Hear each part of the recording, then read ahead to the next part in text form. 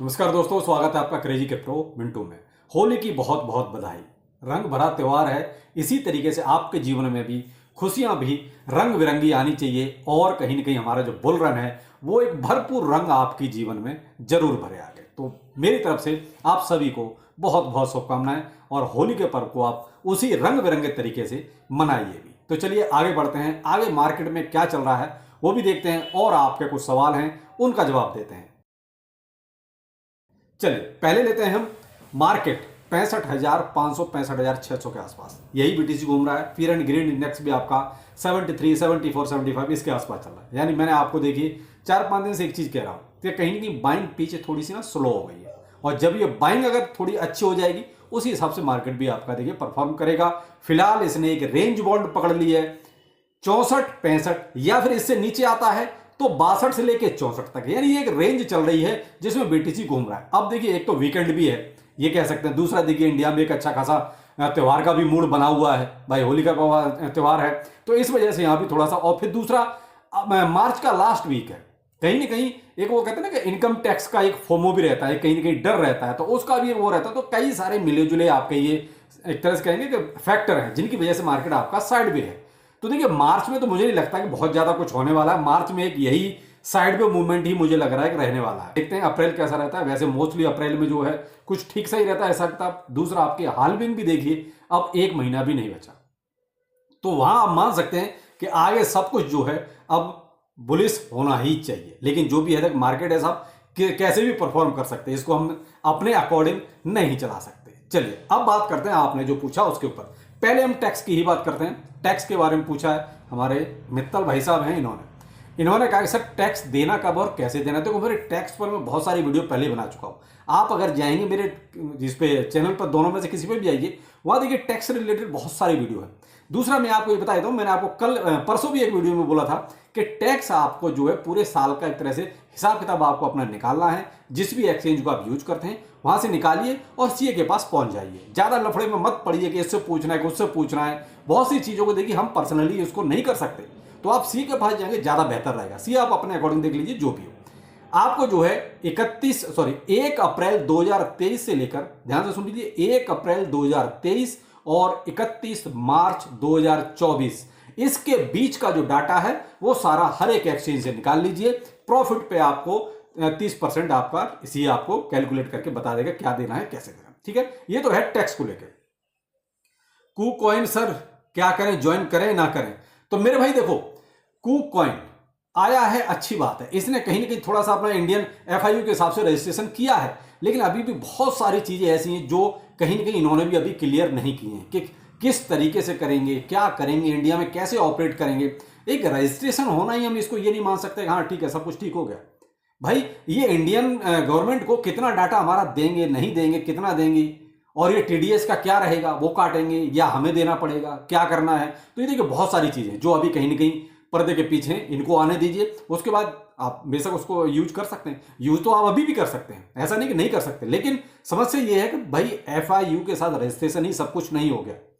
बहुत सारी जो कंडीशंस हैं वो भी क्लियर होनी चाहिए। बहुत सारे, मैंने कल परसों भी इस पर आपको एक वीडियो दिया था, लेकिन अभी तक कोई रिप्लाई नहीं आया है क्योंकि सब पूछना चाहते हैं सर आगे या क्या।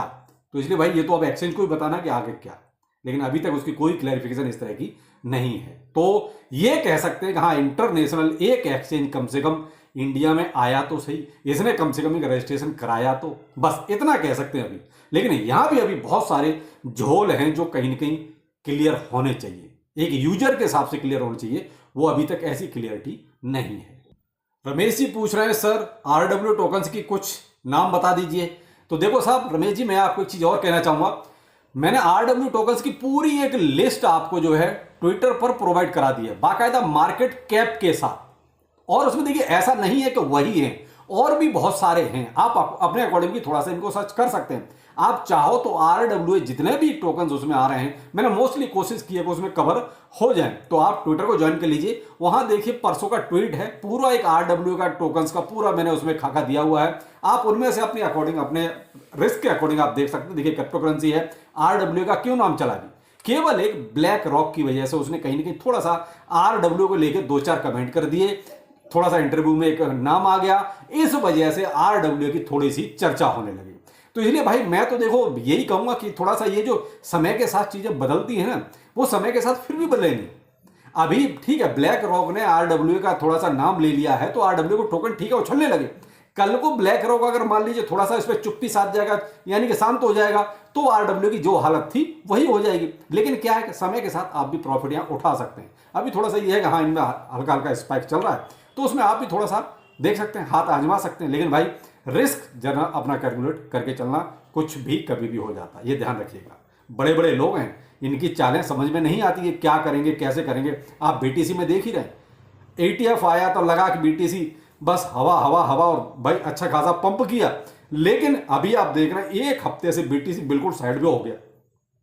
क्यों? क्योंकि भाई उन्होंने खरीदना थोड़ा कम कर दिया। खरीद रहे हैं लेकिन उतना नहीं खरीद रहे कि पहले जिस भी रेट पे आ जाए, जितना भी आ जाए, सब अपनी जेब में भरने में लगे हुए थे। लेकिन फिलहाल कहीं ना कहीं उन्होंने थोड़ा सा बाइंग स्लो कर दी, और बाइंग स्लो कर दी तो आप देख रहे हैं पूरा का पूरा मार्केट ही स्लो हो गया।